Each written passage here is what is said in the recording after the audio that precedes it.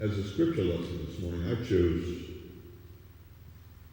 to read this segment from the Gospel of Matthew, the 14th chapter, verses 13 to 21. And this version is the New International Version. And as you hear it, you'll understand what it's about.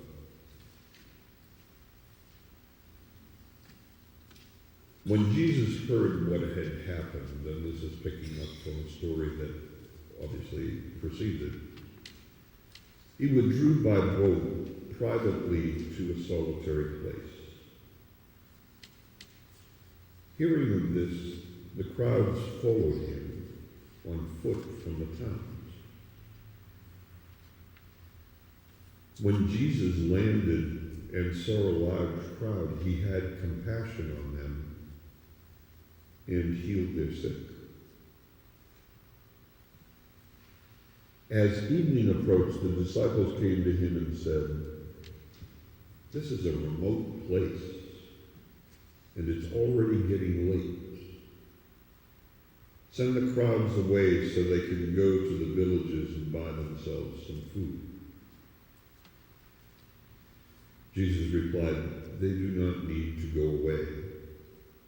You give them something to eat." "We have only 5 loaves of bread and 2 fish," they answered. "Bring them here to me," he said. And he directed the people to sit down on the grass. Taking the 5 loaves and the 2 fish and looking up to heaven, he gave thanks and broke the loaves, and then he gave them to the disciples, and the disciples gave them to the people. They all ate and were satisfied. And the disciples picked up 12 basketfuls of broken pieces that were left over. The number of those who ate was about 5,000 men, beside women and children. The word of the Lord.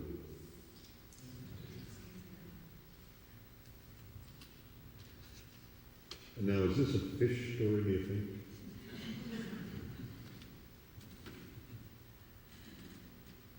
I mean, there could have been as many as 10,000, 12,000 people there when you think about it. They only counted the men, so who knows how many women and children were there.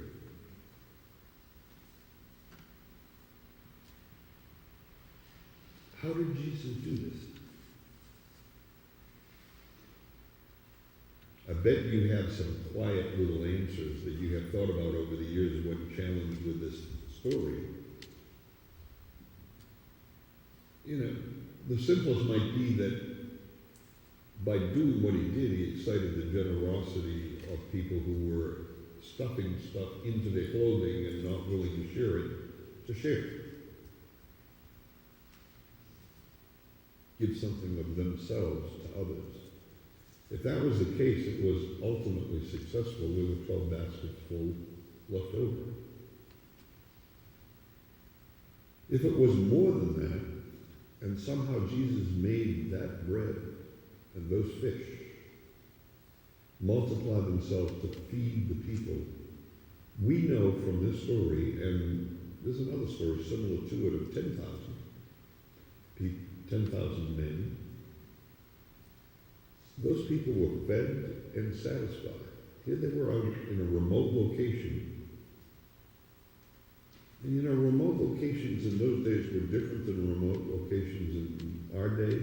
You don't get in the car and go to the remote location. When I was pastor at the church in Woburn, I remember one of the women in the church, who was probably at that time in her 70s, living in the same house that her parents had lived in, telling me that on market day, and she lived in Burlington, Mass, her father would hitch up the horses to the wagon and leave at 4:30 in the morning to go into Boston to buy and sell what he was able to buy and sell, and would not get back home until 9 o'clock at night. That's about a round trip of maybe 20 to 22 miles, something like that. Distances were far greater in those days, especially if the horsepower you used was on the soles of your feet. Those people were fed. They were satisfied. Isn't that amazing? What an amazing story. I think what makes it even more amazing is that it really isn't just a story about physical hunger.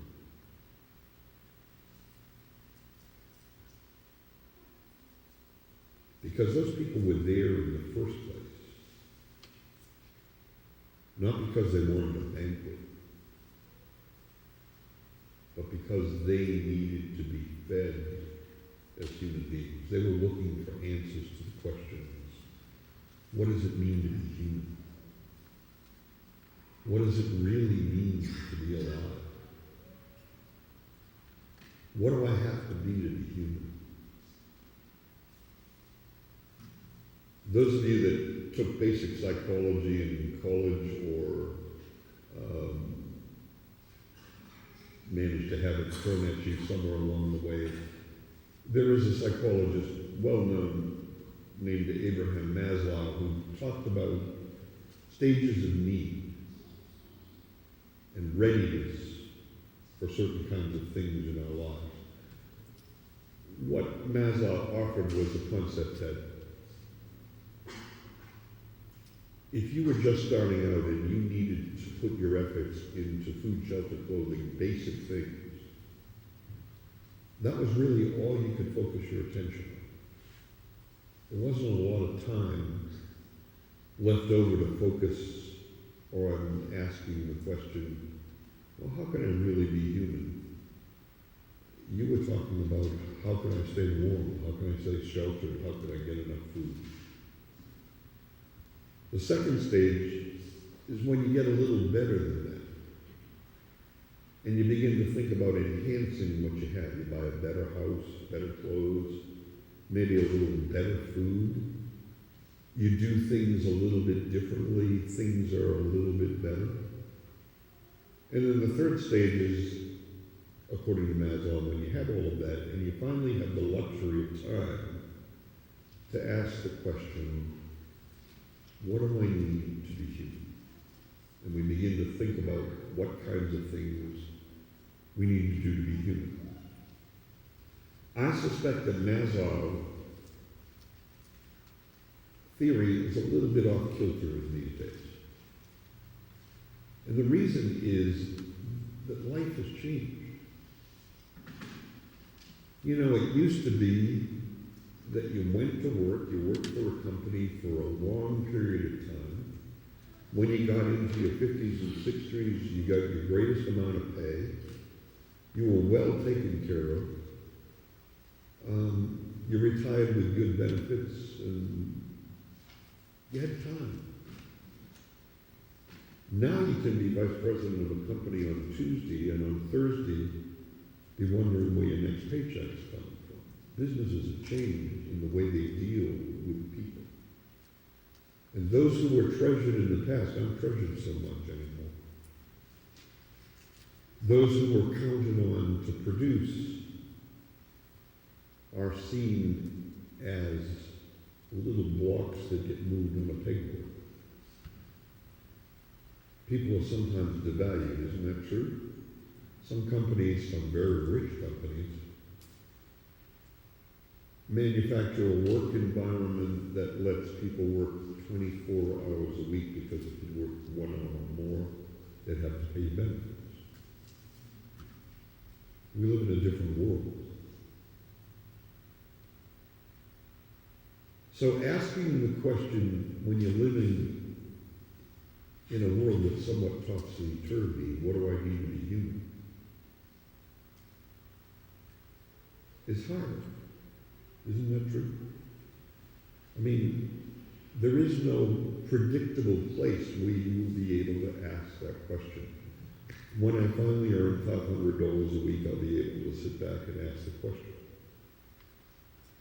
Because none of us can guarantee what will be there tomorrow. Interestingly, that's kind of Jesus' message all along, isn't it? What do you need to be human? What do you need to be human?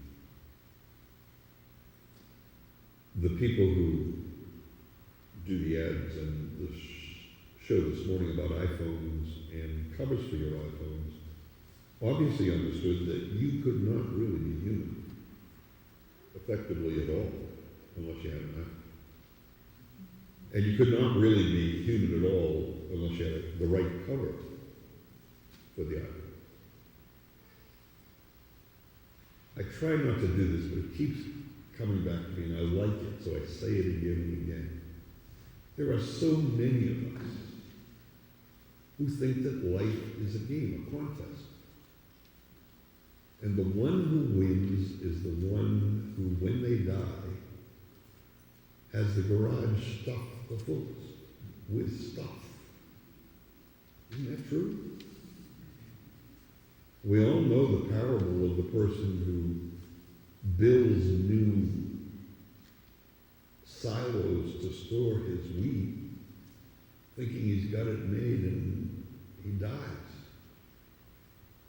And the wheat rots in the silos. Most of the stuff people tell us to go get is dust and ashes. Most of the things that thrum at you through your television or through whatever media you read or use advertises air, ultimately, and rust. I gotta have that, or I won't be human. What does it mean to be human? What do you need to be human?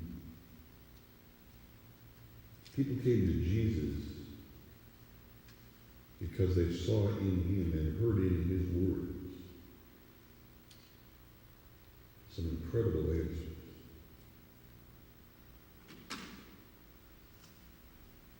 Maybe the most important answer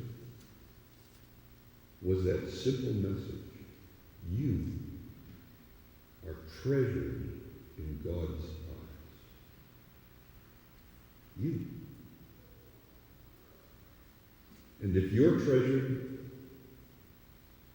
then treasure the person sitting next to you, because they too are treasured in God's eyes. And if we put those two parts together and begin, we build a world and a relationship that is different from any other world or relationship one can conceive of. When Jesus says love one another, it is not a philosophical ideal. He is talking about that which is the essence of our living. That which is at the very core of our humanity. Love one another, make a difference. Love one another, reach out. Love one another, care about what happens to that person over there. Love one another.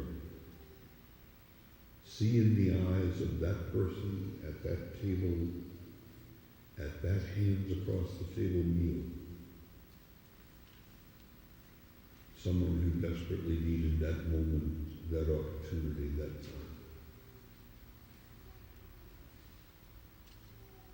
Give them more, not less. Don't make them crawl. And whatever you do, and this is a message to the Methodist Church, never put yourself in the middle of the transaction between the individual and God. It is God's transaction, not ours. You understand what I mean? If God reaches out to you, no matter who you are, and says, come follow me, and you come, the Methodist Church better not get in the way, or any other church better not get in the way. Love one another. What do you need to be alive?